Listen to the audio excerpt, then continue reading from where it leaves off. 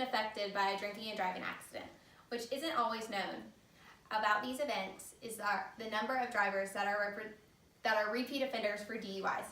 In some cases, it takes up to 4 driving offenses for a person to finally get their license taken away, or even any kind of license restriction.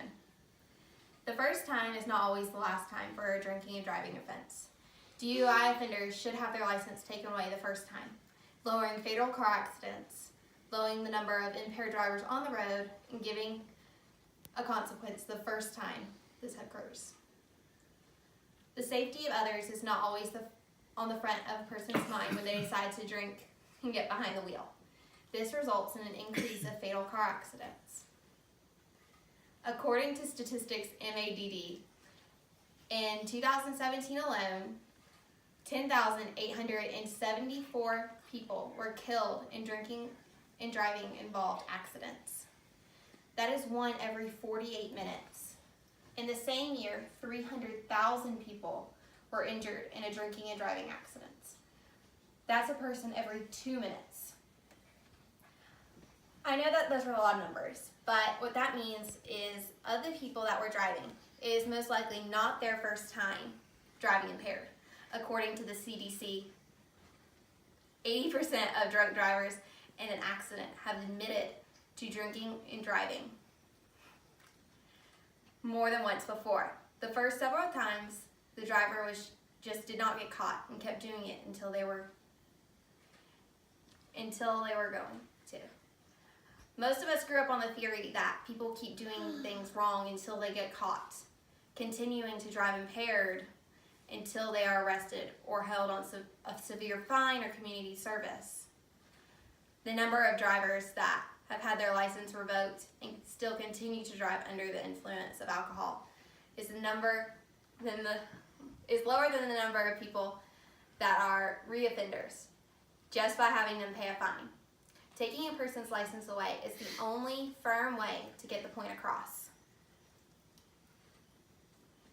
Fatal car accidents are an issue, but how can we lower the number along with protecting others? By being able to lower the number of intoxicated drivers on the road. According to DoSomething.org, alcohol-related deaths among the teen population have been cut in half. This is an improvement due to the number of deaths that happen in every 48 minutes.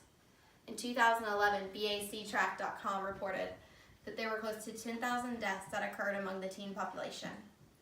Taking away licenses would not only stop the drivers, but for the police, it would help.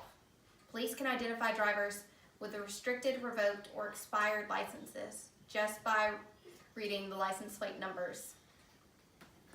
Police would be able to identify drivers with more ease and be able to take them off the road and protect those on the road. Drinking and driving does not mean they will end up in an accident. It means that you are at higher risk, that your balance is skewed, and your concept of death is off. Adding these precautions will help in the aid of keeping drunk drivers off the streets.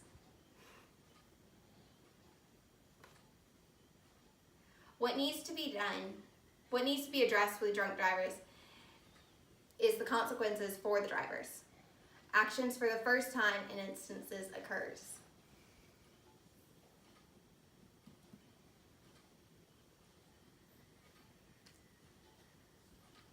Giving a consequence the first time puts it in the mind that there was something done wrong.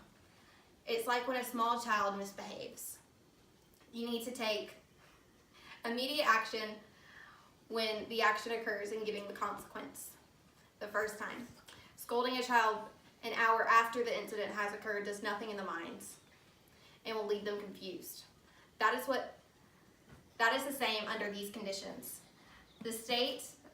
In the state of Georgia has one of the toughest programs of reoffenders, making Georgia have 0.5% less than the national average of drinking and driving offenders, according to the CDC. This has decreased because matters that are being dealt with in Georgia than in most states. Offenders have been dealt with and have been placed in a cell, and have not just been placed in a cell overnight like in some states. Consequences are how people learn to do what is right and what is wrong. And taking away license is the first time would firmly set this belief in place. Every time a drunk driver gets behind the wheel of a car, there is a risk that there could be an accident that results in death, the opportunity to get stopped by police, and a slim chance that the driver makes it home without a scratch. The correct consequence is to take away the license the first time instead of firm punishment for offenders to see what their actions can fully cost them.